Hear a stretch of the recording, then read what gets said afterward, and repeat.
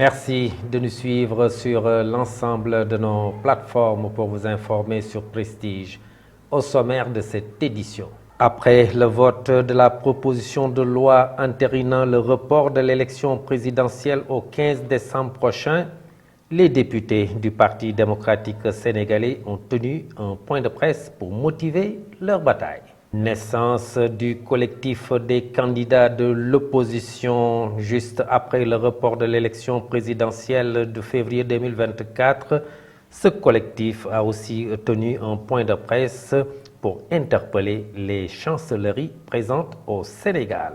Un autre front s'ouvre pour dire non au vote portant report des élections. Il s'agit de 2AR Élections. Cette plateforme regroupe des mouvements citoyens et religieux. La page de l'actualité nationale avant celle de l'actualité internationale et la page des sports viendra boucler ce journal dans un court instant. Le développement.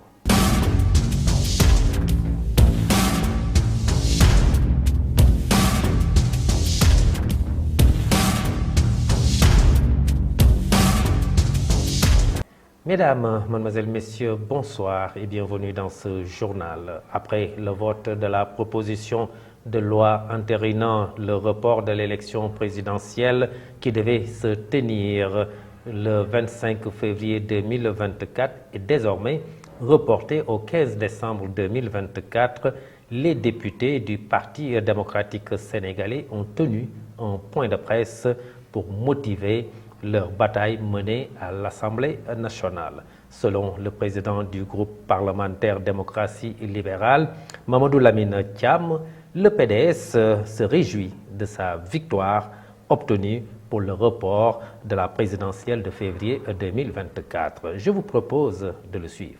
Depuis sa fondation en 1974, le Parti démocratique sénégalais s'est toujours positionné en première ligne de la lutte pour la démocratie au Sénégal.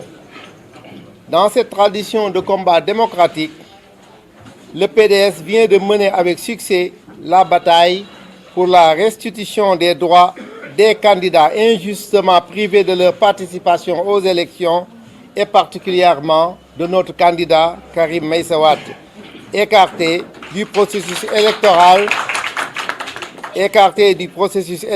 de manière injuste sous des prétextes de nationalité alors qu'il avait officiellement renoncé à sa nationalité française. Les nombreuses anomalies et irrégularités qui ont marqué le processus de sélection des candidats par le Conseil constitutionnel révèlent les failles profondes de notre système électoral. Des centaines de milliers de Sénégalais, détenteurs de cartes d'électeurs absents du fichier électoral, un contrôle des parrainages exécuté sans rigueur et une application incohérente des critères d'éligibilité des candidats. Ces défaillances étaient de nature à compromettre l'intégrité, la démocratie et l'inclusivité de l'élection qui aurait conduit le pays dans le chaos si l'élection avait été maintenue au 25 février 2024. Face à cette situation, comme à l'accoutumée, le PDS a demandé la création d'une commission d'enquête parlementaire et a déposé une proposition de loi pour le report de l'élection de 6 mois à la date du 25 août 2024. Après les amendements de nos collègues députés, le report de l'élection présidentielle à la date du 15 décembre 2024 a été voté par l'Assemblée nationale par une très large majorité. Le PDS appelle l'ensemble des acteurs politiques et de la société civile à dialoguer pour établir un consensus sur une réforme du code électoral et du processus électoral. Il sera essentiel d'organiser l'élection présidentielle avec un juge impartial au-dessus de tout soupçon pour veiller à la régularité et à la transparence de l'élection. Parlons toujours politique avec le collectif des candidats de l'opposition qui a vu le jour juste après le report de l'élection présidentielle de février 2024 annoncé en fin de week-end par le chef de l'État Macky Sall. Ce collectif a aussi fait face à la presse pour interpeller les chancelleries présentes au Sénégal et appelle à la mobilisation générale pour faire face à ce qu'il appelle un coup d'État constitutionnel orchestré par le président Macky Sall.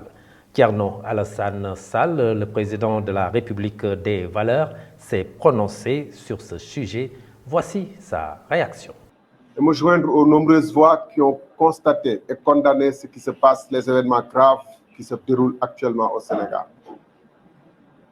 dont les moindres symptômes ne sont pas la fermeture, le retrait, pour dire, définitif de la licence de Walfadjri, ainsi que la suspension qui vient juste d'être levée de Internet.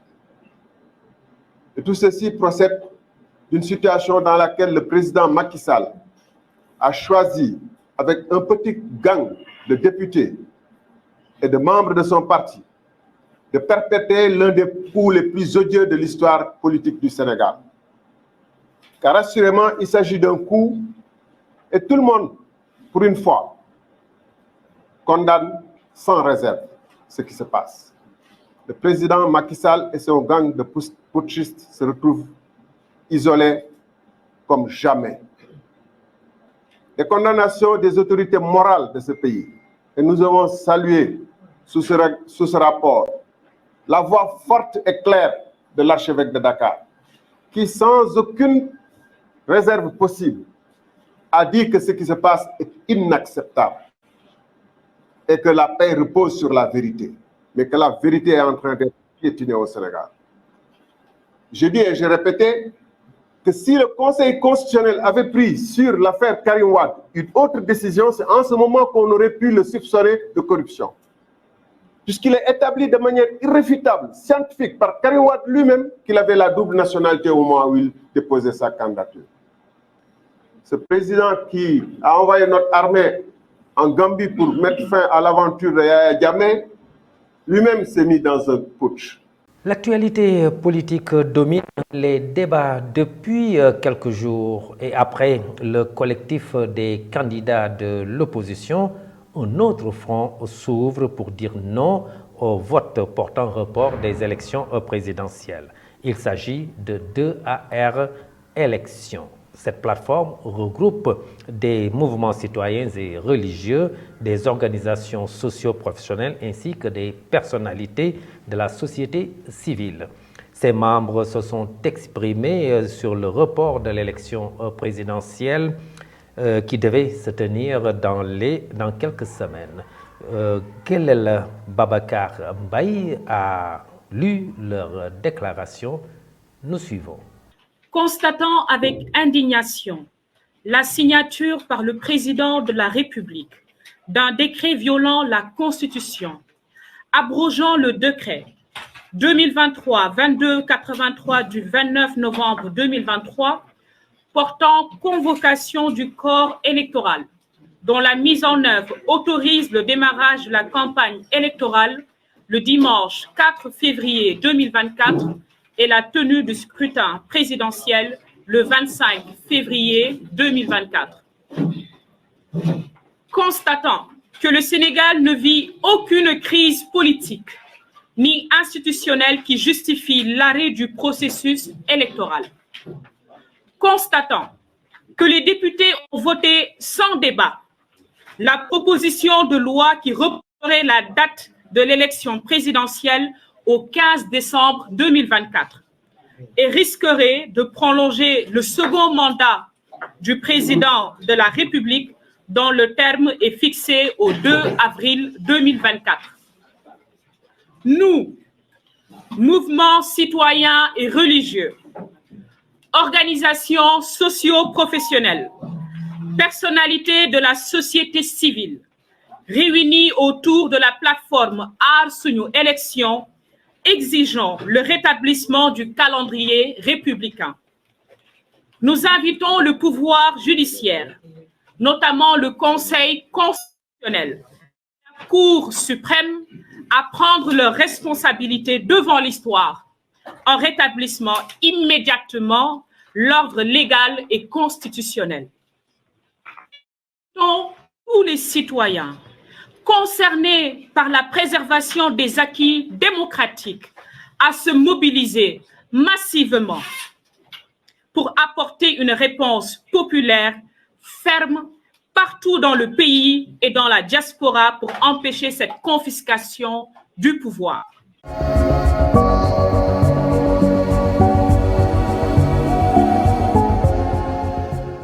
Et dans la page de l'actualité nationale, malheureusement, grave accident sur la route de Touba.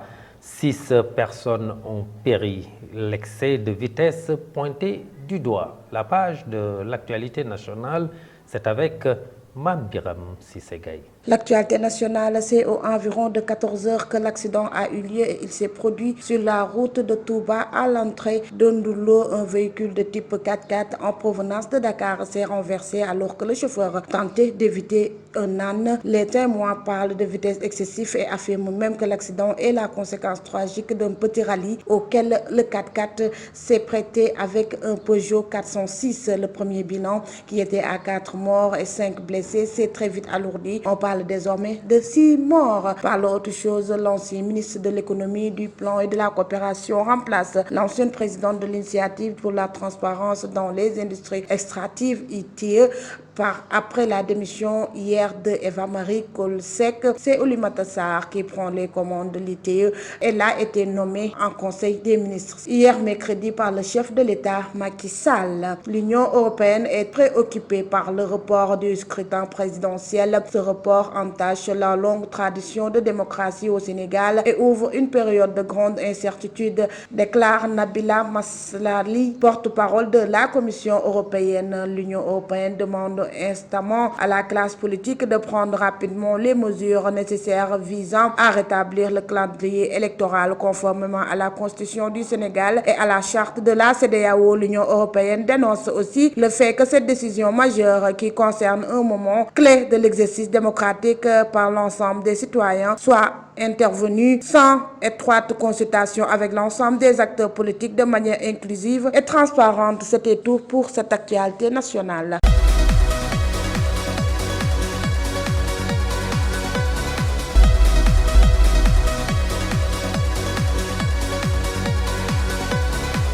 Et sur l'international, le Pakistan aux urnes pour des élections contestées et sous haute sécurité. La page de l'actualité internationale, c'est un rapide survol. Ramatoulaye Cissé.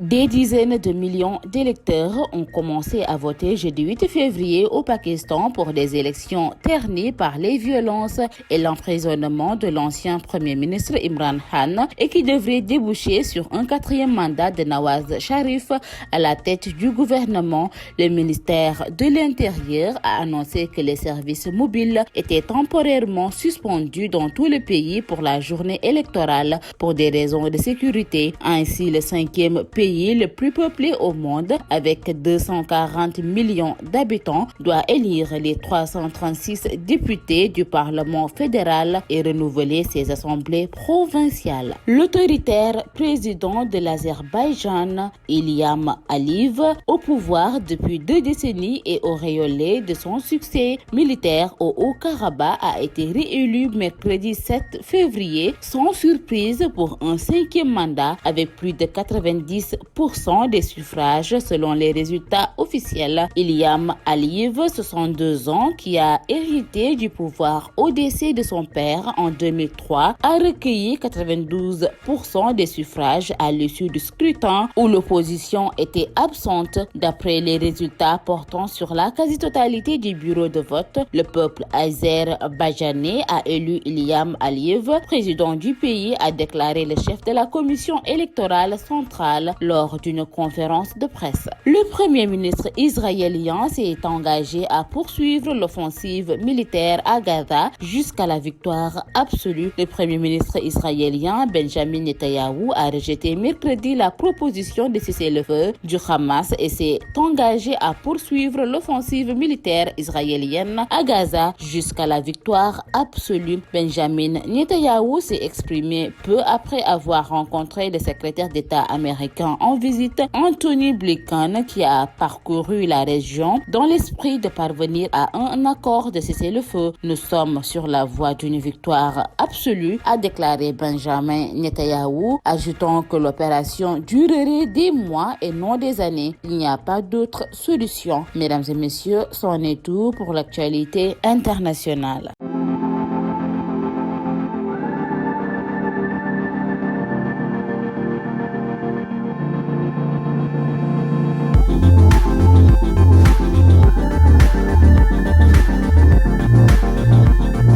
Et dans la page de l'actualité sportive, Coupe d'Afrique des Nations, la Côte d'Ivoire écarte la RD Congo et le Nigeria s'impose au tir au but devant l'Afrique du Sud. La page de l'actualité sportive, c'est avec Adji Aramsek. Actualité sportive CAN 2023, emmenée par un Victor Osimhen, un temps annoncé forfait et inquiété par ses abdominaux dès la première minute de jeu. Les Nigérians ont finalement eu le dernier mot face à de valeureux Sud-Africains invités surprise mais méritants à ce stade de la compétition. Ce sont même les Bafana forts de leur collectif façonné au quotidien qui ont été les plus dangereux dans une première mi-temps ouverte mais sans occasion franche, hormis par évidence Magokpa, mise en échec par Stanley Nwabili, futur héros de la rencontre. Le tableau de marquage affichant 1-1-1. Logique, après 120 minutes de jeu, les deux nations se sont départagées au cours d'une séance de tir au but où Stanley Nwabali a volé la vedette à Rowan Williams pour envoyer le Nigeria en finale aux dépens de l'Afrique du Sud. Toujours dans cette CAN 2023, grâce à un sublime but de Sébastien Haller et une énorme solidité défensive, la Côte d'Ivoire, pays hôte, a remporté sa demi-finale de CAN contre la RD Congo ce mercredi. 1-0 et rejoint le Nigeria pour la grande finale. Sébastien, à l'heure d'une reprise de volée smatchée, a délivré son équipe à la 65e minute de jeu qui avait eu plusieurs occasions franches plus tôt, dans un poteau de Franck Kessie à la 42e minute. L'attaquant du Borussia Dortmund est passé proche du doublé. Jonathan Bamba a lui aussi failli faire le break à la 90e minute. Mais qu'importe, la Côte d'Ivoire valide son ticket en finale de la CAN pour la première fois depuis 2015 en Guinée équatoriale. Ainsi, donc la succession du Sénégal sera un duel entre les éléphants et les Super Eagles du Nigeria. Terminons cette note sportive en parlant du mondial de beach soccer. Le Sénégal a manqué ce mercredi sa première sortie amicale qui l'opposait à l'Italie en vue de la prochaine Coupe du monde de beach soccer. En effet, la bande à Alseni Ndiaye a été battue par l'Italie sur le score de 3-2. Le prochain match amical est prévu ce samedi 10 février. Le Sénégal va participer pour la 7e fois à la Coupe du monde de beach soccer. Les Lions de la plage sont logés dans le groupe C en compagnie de la Biélorussie, de la Colombie et du Japon. C'en est tout pour cette note sportive. Merci Moussa Mbaye au cadrage et merci beaucoup à Adji Aramsek pour cette page sportive qui vient boucler ce journal juste derrière la version Wolof avec Mamadou Saturne Dione. Cette version française est à présent terminée. Merci de l'avoir suivi. Passez une excellente fin de soirée. Au revoir.